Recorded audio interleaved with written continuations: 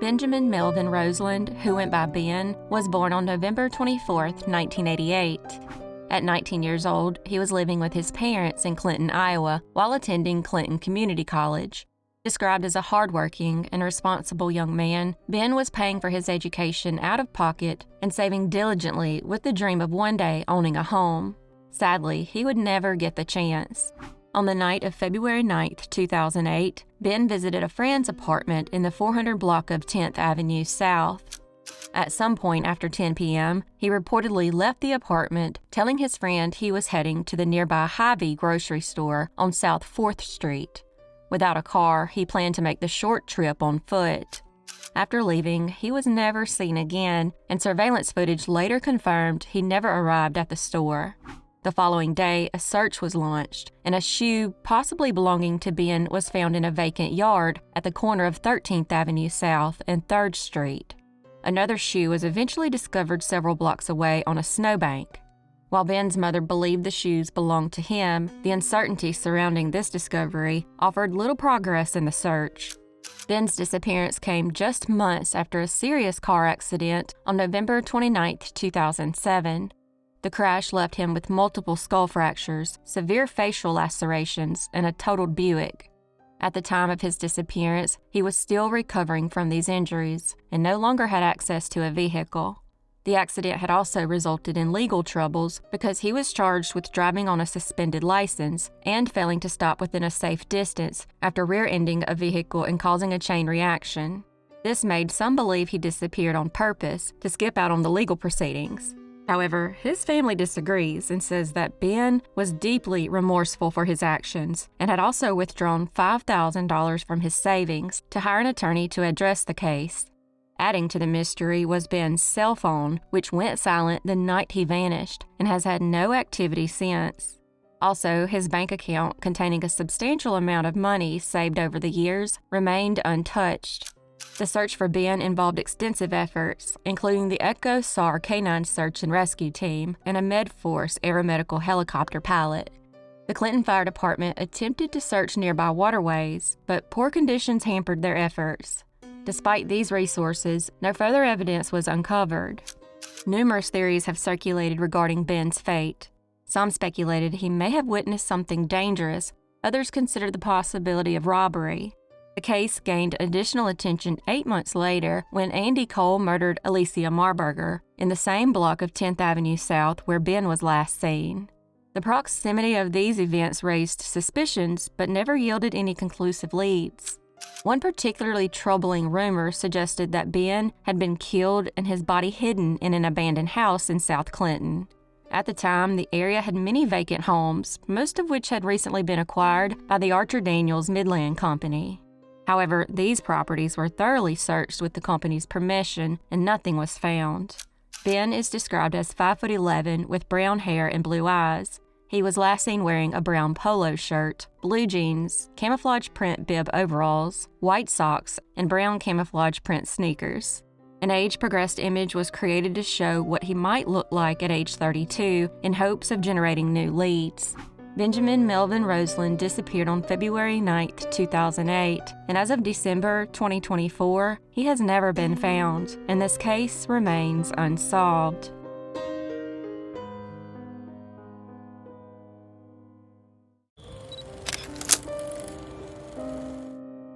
Harley Warren Morris was born on June 20, 1994, to Wendy and Bill Morris. At 29, Harley lived in Tyler, Texas, and worked as a chef at Prime 102, a popular downtown steakhouse. He was known for his love of fishing, gaming, and gardening. Harley was deeply cherished by his family and friends. Unfortunately, without a car, he often relied on rides from friends or his sister Nicole to get around. On January 20, 2024, Harley finished his shift at Prime 102 and walked to Oddfellows Wine Bar, where he stayed for about 20 minutes. He then walked to the Black Pearl, stayed briefly, and later visited the Sports Zone before heading to the 50 Grand Club with a friend around 1:30 a.m. At 1:38 a.m., Harley used his friend's phone to call his father Bill, letting him know friends were coming to their house to play pool. While at the 50 Grand Club, Harley's movements became more difficult to trace. 4 friends arrived at the club shortly after Harley. At some point, the friend who had accompanied him left after being told Harley would catch a ride home with someone else. At 3:02 a.m., surveillance footage captured 4 people leaving the club and talking near the entrance. A minute later, Harley exited the club after what appeared to be a heated exchange with an unidentified man. Harley approached the group but was told their vehicle was full. Joey's Tacos, a nearby restaurant, captured footage of Harley walking alone into the parking lot where he may have signaled to a truck. Shortly after, a Ring camera showed Harley walking north at the intersection of 27th Street and Grand Avenue. It was a frigid and foggy night with temperatures plunging to 21 degrees Fahrenheit. Before leaving the club, Harley had called his father again, mentioning he was catching a ride home. However, something went wrong and Harley never made it to his house across town. One puzzling detail is that Harley didn't have his phone with him that night. Earlier that day, he had given it to his father because the battery was low. According to family members, Harley often left his phone behind and wasn't relying on it, making this unusual detail less surprising to those who knew him. In the weeks and months following his disappearance, his family and local organizations launched extensive searches. Texas EquiSearch, a nonprofit specializing in missing persons cases, brought in resources like horses, drones, and search dogs. Law enforcement and volunteers combed through wooded areas and nearby waterways, including Black Fork Creek and the fishing pond at the Glass Recreation Center. Cadaver dogs were deployed, but no conclusive evidence was found. Surveillance footage has been crucial in piecing together his final movements. The footage also revealed interactions with key individuals, including the friend who brought him to the club and another individual who denied him a ride. Police have interviewed some of these individuals, but much remains unclear. Lingering questions surround Harley's case. Who was the unidentified man Harley seemed to argue with before leaving the club? Why was he seen signaling to a truck in the parking lot? At the time of his disappearance, Harley stood 6'3" with long blonde hair and brown eyes. He was last seen wearing a black jacket with gray sleeves, black pants, and a black Prime 102 baseball-style hat. Harley Warren Morris went missing on January 20th, 2024, and as of December 2024, he has never been found, and this case remains unsolved.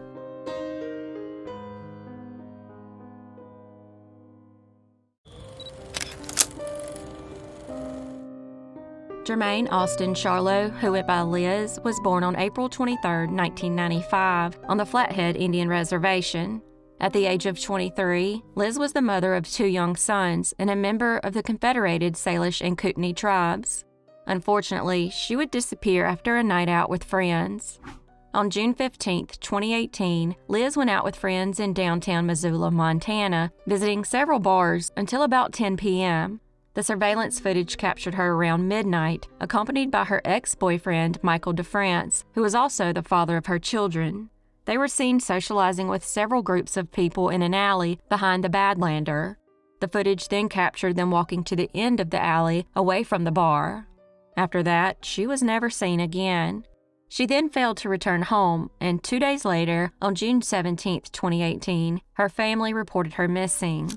The initial report was made to the tribal police on the Flathead Reservation, but was later transferred to the Missoula Police Department due to jurisdictional issues.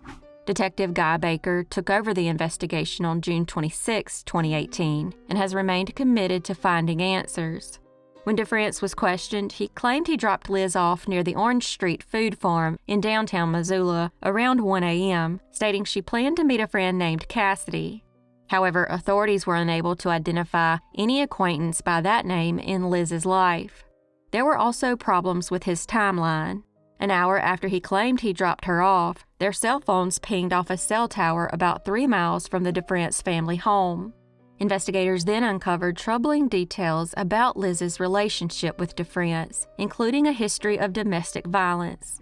In 2013, DeFrance was convicted of misdemeanor assault against her. In 2021, he was indicted on federal firearms charges unrelated to Liz's disappearance and was sentenced to 21 months in prison. Despite the attention on DeFrance, no charges have been filed against him or anyone else in connection with her case. Liz sadly went missing on June 15, 2018, and as of December 2024, she hasn't been found, and this case remains unsolved.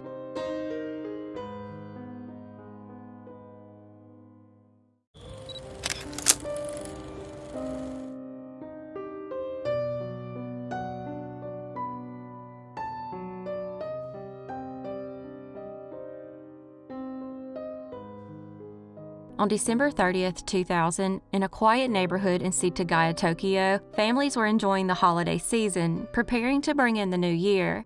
But for the Miyazawa family, this night would end in a tragedy so horrifying that it still haunts Japan more than 2 decades later. 44-year-old Mikio Miyazawa was a kind-hearted businessman who worked in marketing. His wife, 41-year-old Yazuko, was a dedicated mother and part-time teacher. Together, they were raising 2 children, 8-year-old Nina and 6-year-old Rei. They lived in a quiet residential area in Setagaya, Tokyo, right next to Mikio's elderly mother, who occupied the adjoining house. The Miyazawa home was located near the Sengawa River, in an area slated for redevelopment. Because of that, most of the neighbors had sold their land and moved away by December 2000. This left the Miyazawas isolated, an eerie backdrop for what would soon unfold. On the evening of December 30th, the Miyazawas were home, enjoying a typical family night.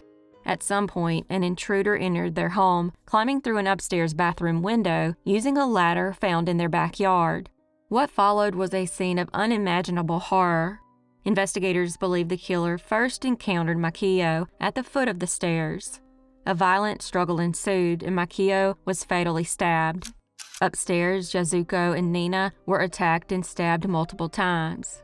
Rei, the youngest, was last and strangled as he lay in bed.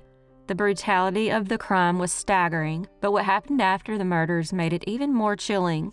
Rather than flee the scene, police believe the killer lingered in the Miyazawa home for hours. He raided their refrigerator, eating ice cream and drinking tea.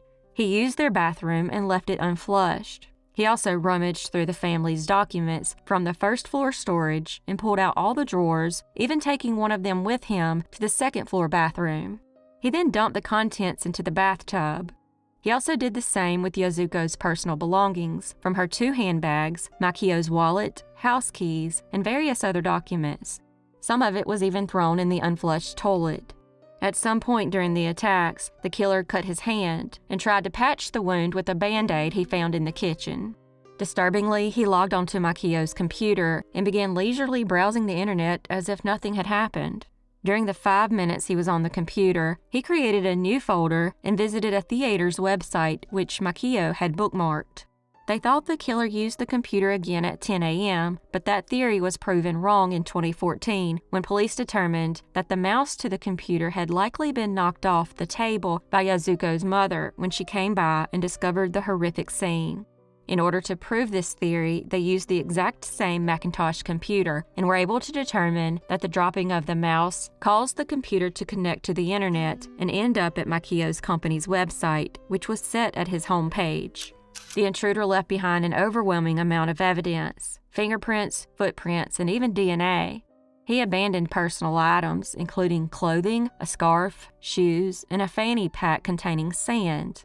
That sand was later linked to locations in Japan, such as a skate park and as far away as the Nevada desert. The Tokyo Metropolitan Police launched one of the most extensive investigations in Japanese history. They analyzed the DNA left at the scene, discovering the killer had a unique ancestry, an East Asian father, likely from China or Korea, and a Southern European mother. The suspect was believed to be a young male in his late teens or early 20s, of slender build and medium height. Despite the wealth of forensic evidence, no matches were found in criminal databases. Investigators considered numerous theories. Was the family targeted for revenge, a random burglary gone wrong, or something more sinister? Over 246,000 tips have been submitted, but none have led to a definitive answer. In the years since the massacre, the Miyazawa family murders have remained unsolved, becoming one of Japan's most infamous cold cases. Some theorize that the killer was a drifter, crossing national borders and evading capture. Others suggest the crime was personal, pointing to the bizarre behavior of the suspect, who seemed eerily comfortable in the home. Another theory is that an assassin murdered the family because they refused to sell off their land to the Korean Unification Church that they were involved with at one point. It's even thought that the killer was from Korea. Some have also suggested the killer was mentally ill, or it was a robbery gone wrong. Today, a 20 million yen reward, roughly $150,000, remains for information leading to the killer's capture.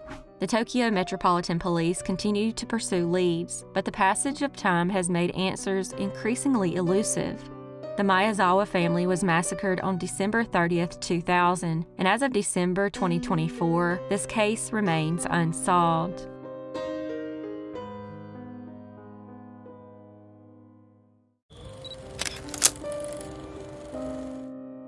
Muriel Baldridge was born on October 16, 1931, the youngest of 7 children to George and Bertha Baldridge. She grew up in Prestonsburg, Kentucky, a close-knit town where everyone seemed to know each other. A popular student at Prestonsburg High School, Muriel was a cheerleader known for her vibrant personality and kind heart, adored by her friends and family. On the evening of June 27, 1949, 17-year-old Muriel joined 3 friends for a night out. They attended a movie at the Abigail Theater before heading to a carnival setup nearby. After a lively evening, the group began walking home together. At the West Prestonsburg Bridge over the Big Sandy River, the friends parted ways, and Muriel continued the short walk home alone. Sadly, she would never make it. The next morning, around 5:30 a.m., a bus driver searching for a fishing spot near the Middle Creek Bridge discovered Muriel's lifeless body. She was found about 100 feet from the bridge, down a dark slope in low brush. Nearby, investigators found empty alcohol bottles, adding to the mystery of what had transpired. The scene was devastatingly close to her family's home, so near that her parents could likely see the aftermath from their front porch. Evidence at the scene painted a horrific picture. Muriel's dress was torn, tree bark was embedded under her fingernails, and an uprooted bush indicated a violent struggle. Also, the necklace she wore that night was found 20 feet away. The autopsy revealed she suffered 5 skull fractures, likely from a brutal beating. Residents later reported hearing screams that night, but with the carnival in town and children running through the streets, the cries went largely unnoticed. Sue Goebel, a fellow cheerleader visiting a friend near the bridge, recalled hearing screams, but assumed they came from a patient arriving at the nearby hospital. The investigation initially focused on a carnival worker named Bill Gamble, who confessed to the crime. However, Gamble later recanted, and authorities released him due to insufficient evidence. Attention then shifted to 2 prominent local men, Lon S. Moles and E.K. Dotson. In February 1950, both were charged with murder and conspiracy to commit murder. Moles, a 60-year-old Board of Education member and C&O freight agent, quickly became the primary suspect. Widely regarded as having an unsettling interest in Muriel, Moles was known to interact with her when she visited her father's office, which was within sight of the Baldridge home. Witnesses also claim they saw him often watching her from a distance. Other circumstantial evidence against Moles included the fact that they were both at the same ball game earlier that day. A whiskey bottle identical to the one he purchased that day from a bootlegger was found at the scene. When he returned to the bootlegger, he had blood on his shirt. He returned to the bootlegger a 3rd time with different clothes on. This time, they could see scratches on his arms. He then suspiciously asked the bootlegger to alter the date of when he had been there. Witnesses had reported seeing a car and a man matching Moles' description on the bridge around the same time Muriel was walking home. Shortly after her murder, he replaced the seat covers in his car. The last piece of evidence was a shoe print found at the crime scene that matched Moles' size. However, according to Moles, he was at home in bed all night after attending the softball game. His wife backed up his statement, saying he returned home before 9:30 p.m. She claims she knew this because he arrived at the start of her radio program that she always listened to on Monday nights.